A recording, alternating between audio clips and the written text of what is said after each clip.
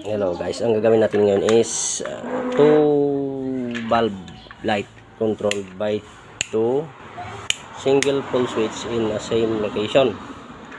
Ito po is yung hotline. Nilagyan ko na po siya ng jumper papunta sa isang switch.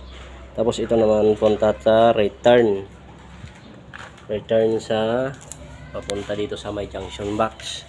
So ito ngayon guys, ito yung hotline niya papunta sa may switch. Ayan, oh. Pagkilain ko, gagalaw yun. Hotline. Ito yung hotline. Source. Red source to red switch. Ayan. Tapos, itong dalawang kasama na itong switch. Pumunta sa switch. Ito yung dalawang return. Return niya. Yung isa switch 1, ito yung switch 1, ito yung switch 1, yun. Switch 1 papunta sa bulb 1 doon sa labas. Tapos ito naman switch 2, ito, yun. Itong return ang tawag dito namin, hotline return papunta sa bulb 2. Ayan siya guys, hindi pa natin itinaitali dito, papunta siya sa may gitna. Ayan lang po guys, kasi ganoon kasimple.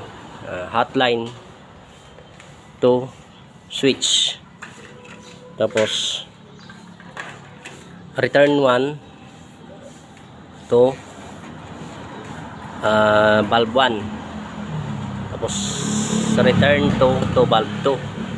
Ito namang linya na to, ito yung neutral line, papunta siya sa dalawang neutral ng isang bulb 1 at bulb 2. Ayan, neutral line to neutral line of bulb 1 and bulb 2.